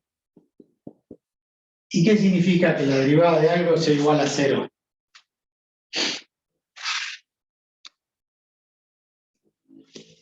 Que es una constante. ¿Quién? El momento, eso. Quiere decir, eso implica que L es constante. El momento angular es constante. Si la sumatoria de momentos de las fuerzas que actúan en un cuerpo es igual a 0, significa entonces que la derivada de L respecto a T que hemos definido acá, después de hacer todo ese desarrollo, la derivada del momento angular respecto al tiempo es igual al momento de la fuerza, la sumatoria, el momento de la fuerza, nosotros ponemos directamente el momento total. Si esto llega a ser 0, significa que la derivada de algo respecto a T es igual a 0, significa que esto es constante. Si la derivada de, qué sé yo, la derivada de la velocidad respecto al tiempo es igual a 0, si la derivada de la velocidad respecto al tiempo es igual a 0, quiere decir que no hay variación de velocidad, entonces la aceleración es nula, y si la aceleración es nula es porque la velocidad es constante. Acá es lo mismo, la derivada de L da 0 respecto al tiempo, entonces significa que L es constante. Y si L es constante, se conserva el momento angular. Esa es la conservación del momento angular. Pero esto, para que sea mucho más fácil de interpretar o no, se lo voy a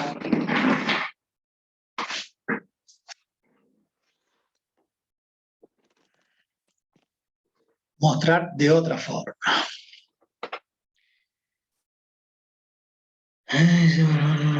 Compartir pantalla.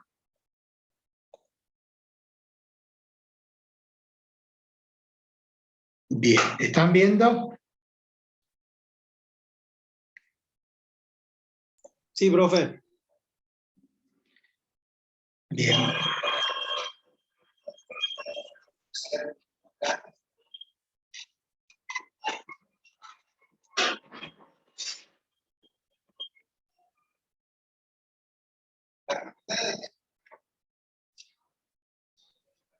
No se escucha nada, profe. A ver, esperen un segundo.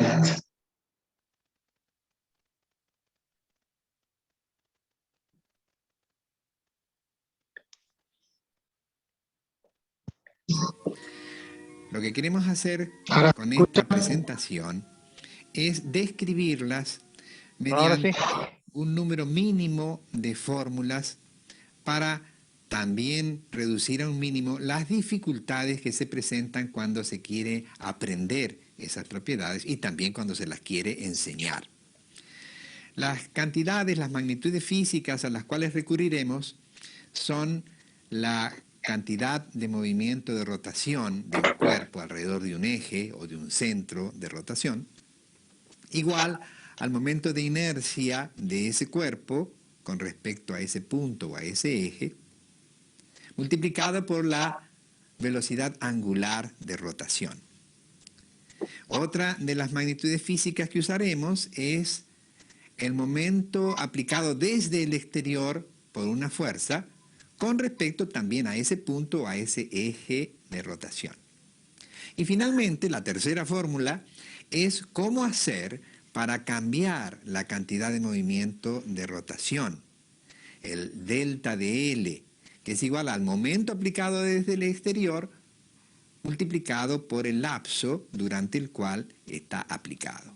Con estas tres fórmulas podremos hacer una descripción cualitativa de todas estas propiedades tan llamativas, tan interesantes, que explican que no es una casualidad que el trompo sea un juguete entretenido al cual recorren por generaciones los chicos para jugar, u otras propiedades que iremos mostrando mediante algunos experimentos que vamos a realizar enseguida.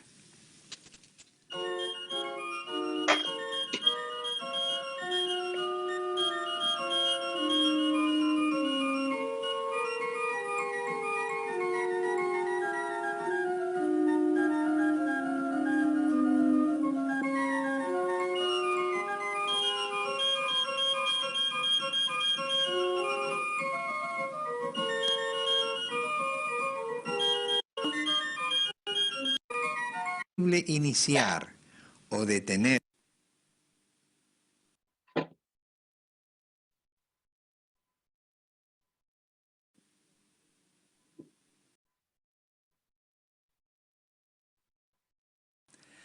donde se muestra que para un sistema aislado es imposible iniciar o detener o tan solo cambiar su rotación sin interactuar con el exterior. Haremos un experimento usando este banco, que no es un banco cualquiera, porque tiene un rodamiento a bolillas para reducir al mínimo el rozamiento. Fíjense cómo, para ponerlo en rotación, es necesario aplicarle una fuerza desde el exterior. Y para detenerlo, es también necesario aplicarle otra fuerza desde el exterior. Una vez puesto en movimiento, se sigue moviendo por inercia. ¿Puedes venir a sentarte aquí?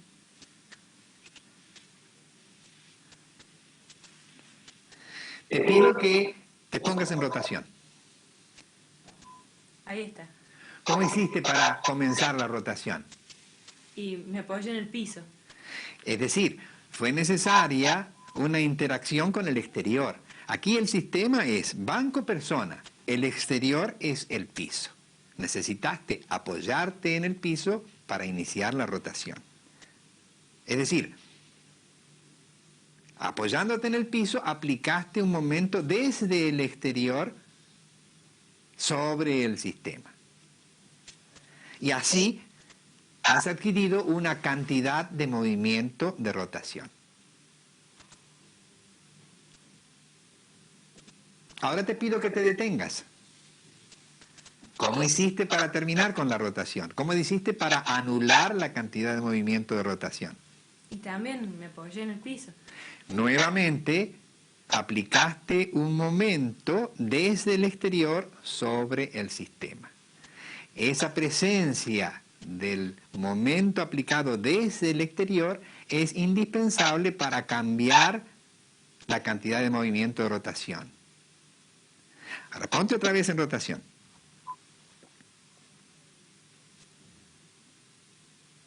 Trata de detenerte sin tocar el piso. No puedo. Ni puedes ni podrás, porque falta la interacción con el exterior. Ahora detente. Comienza la rotación, sin tocar el piso. Tampoco puedo. Es decir, es indispensable la existencia de un momento aplicado desde el exterior para adquirir esa cantidad de movimiento de rotación. Sí, pero sin embargo yo muevo brazos y piernas rotándolos. Sí, Se pero son... produce un momento. ¿Verdad? Pero son partes del sistema, no es el sistema. Fíjate cómo los brazos giran en un sentido y simultáneamente las piernas en el sentido opuesto. De tal manera que la cantidad de movimiento de rotación del sistema entero sigue siendo nula.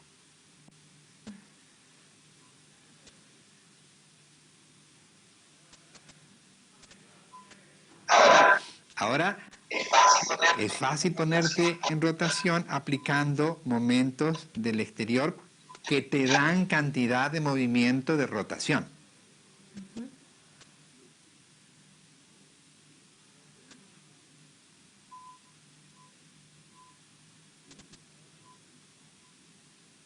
Y ahora te la puedo quitar aplicándote un momento desde el exterior que anula tu cantidad de movimiento de rotación. Siempre estamos con la cantidad de movimiento de rotación para cambiar la cual es necesario un momento aplicado desde el exterior.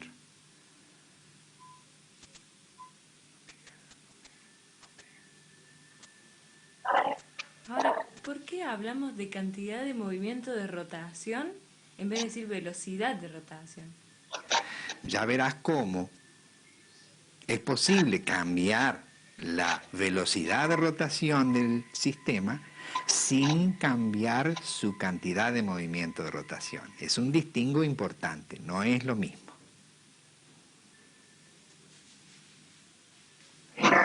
Vimos entonces cómo, ya sea aplicar una fuerza para ponerlo en rotación como para detenerlo, siempre es necesario un momento exterior para cambiar la cantidad de movimiento de rotación del sistema.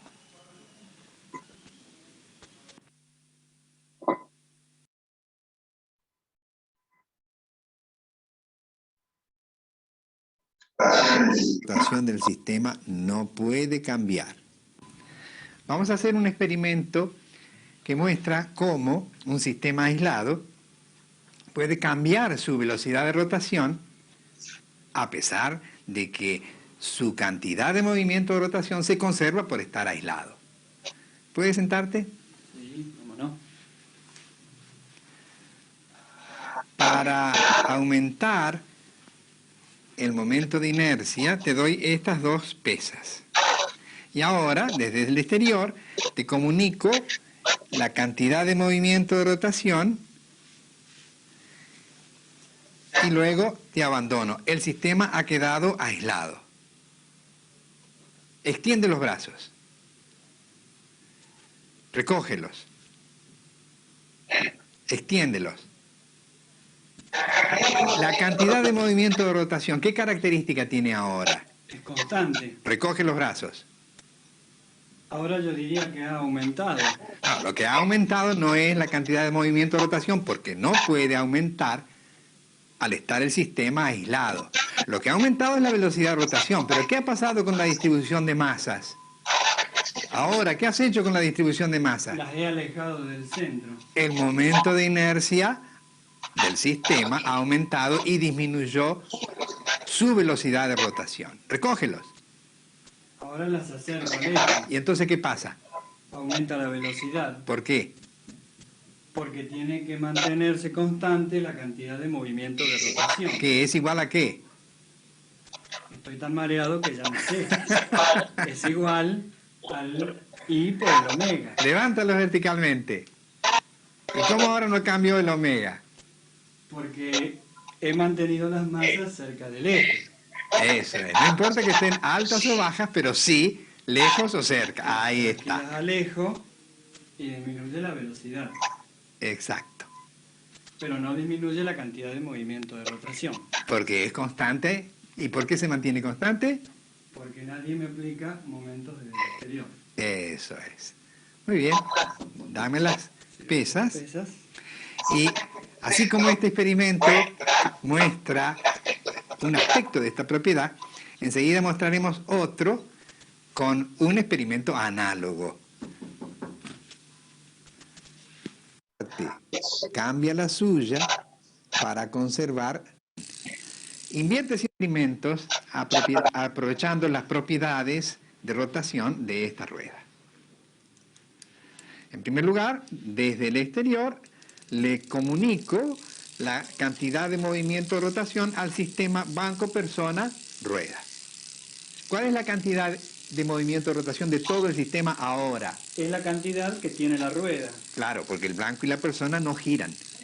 Invierte 180 grados. Vuelve a invertirlo. Vuelve a invertirlo.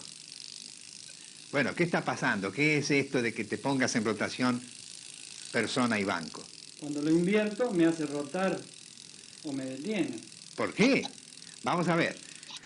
Cuando iniciamos el movimiento, toda la cantidad de movimiento de rotación del sistema es la de la rueda. A ver ahora, mientras estás apoyando los pies. Yo con los pies apoyados puedo invertir la rueda y puedo volver a invertirla y nada me sucede. ¿Por qué? Porque estoy interactuando con el exterior y me mantengo fijo. No es un sistema aislado. Pero cuando el sistema está aislado, levanta los pies. Ahora. Ahora estoy aislado y al invertir la rueda, ella me hace girar. ¿Por qué? Porque ahora la cantidad de movimiento angular total de ella y mía debe conservarse. Exactamente.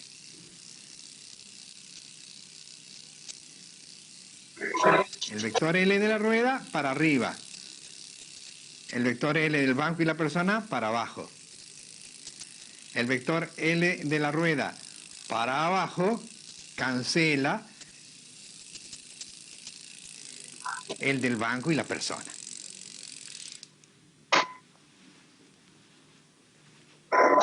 A rotar. Levante los pies. Ahora sí está aislado. ¿Cuál es la cantidad de movimiento de rotación del sistema? Es 0. Ahora, hágalo usted mismo entrar en rotación. Yo no. Desde el interior.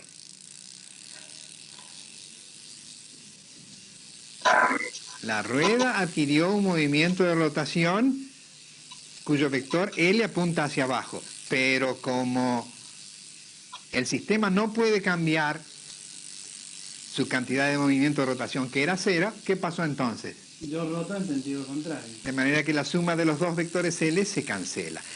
Gire 180 grados. ¿Qué observó? Ahora me hace girar en sentido contrario. Y la cantidad de movimiento de rotación del sistema es siempre... Debe seguir siendo 0. Y si usted ahora detiene la rueda, ¿qué va a pasar? Si yo detengo la rueda, debería quedar en reposo todo. A ver. Exactamente.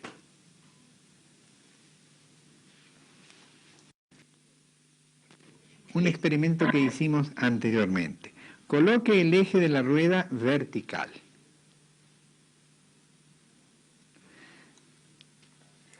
Levante los pies de modo de que el sistema está aislado. ¿Cuál es la cantidad de movimiento de rotación de todo el sistema ahora? Es nula, está todo en reposo. De manera que, si usted ahora pone en rotación la rueda, ¿qué va a ocurrir? Me va a hacer rotar en sentido contrario para que la cantidad de movimiento de rotación siga siendo 0. Correcto, hágalo. Ahí está. La cantidad de movimiento de rotación del sistema es 0. Y ahora también sigue siendo 0. Bien, vamos a hacer una variante. Coloquemos el eje horizontal. ¿Cuál es la cantidad de rotación de todo el sistema ahora? La cantidad de movimiento de rotación nuevamente es 0 porque está todo en reposo. Bien. Si yo le pido que ponga la rueda en rotación, adquirirá una cantidad de movimiento de rotación que estará representada por un vector horizontal. Sí. ¿Qué prevé usted que va a ocurrir con el banco y la persona? ¿Rotará para allá? ¿Rotará para acá? ¿Qué pasará? La rueda va a rotar alrededor de un eje horizontal. Yo puedo rotar alrededor de un eje vertical. O sea que no sé cómo podría suceder que la cantidad de movimiento de rotación mía cancelara la de la rueda. Realmente no sé qué puede pasar. Bueno, veamos qué es lo que ocurre. Póngala en rotación. Y resulta que antes de ponerla en rotación y después de ponerla en rotación, el banco y la persona se han quedado en reposo. Aquí hay una novedad. Aquí tenemos que examinar una situación nueva, algo que antes no habíamos advertido. Y ya lo adelanto, lo que no habíamos advertido es que la aislación que nos provee el banco es con respecto a un eje vertical, con respecto a su eje. En este caso, la cantidad de movimiento de rotación de la rueda tiene una proyección nula sobre el eje vertical. Entonces, toda la cantidad de movimiento de rotación del sistema va a ser permanentemente nula, no puede cambiar. En el eje vertical. Sobre el eje vertical. Bien, hagamos el siguiente movimiento. Pongamos la rueda nuevamente en rotación. Su cantidad de movimiento de rotación, un vector horizontal, su proyección sobre el eje vertical, nula. Ahora, levante el vector cantidad de movimiento de rotación y ahora entra en rotación el banco y la rueda. ¿Qué ha pasado? Póngalo horizontal. Bájelo para este lado. La rotación del banco y la rueda tiene sentido opuesto al anterior. Póngalo horizontal. Se detiene la rotación. Cuando usted inclina para allá, el vector cantidad de movimiento, inclínelo para allá, tiene una proyección sobre el eje. Entonces el banco y la persona rotan en sentido opuesto para compensarlo. Al invertir el sentido, se invierte el sentido de la proyección de la cantidad de movimiento de rotación de la rueda. Si antes era para abajo, ahora es para arriba. La del banco, si antes era para arriba, ahora es para abajo. Y la cantidad de movimiento de rotación del sistema y de sus partes sobre el eje vertical es permanentemente cero.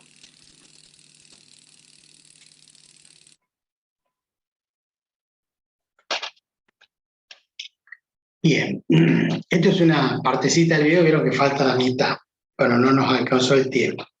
Si la clase que viene vamos a terminar de ver el video, vamos a ver otro videito más, cortito, y cerramos con un concepto que es el de precesión. Precesión es lo que dijo recién, no lo dijo, pero mencionó recién un trompo.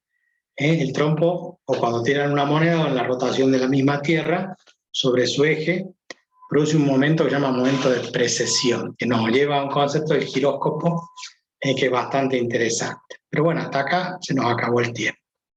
Paramos la grabación. No puede compartir el link de ese video.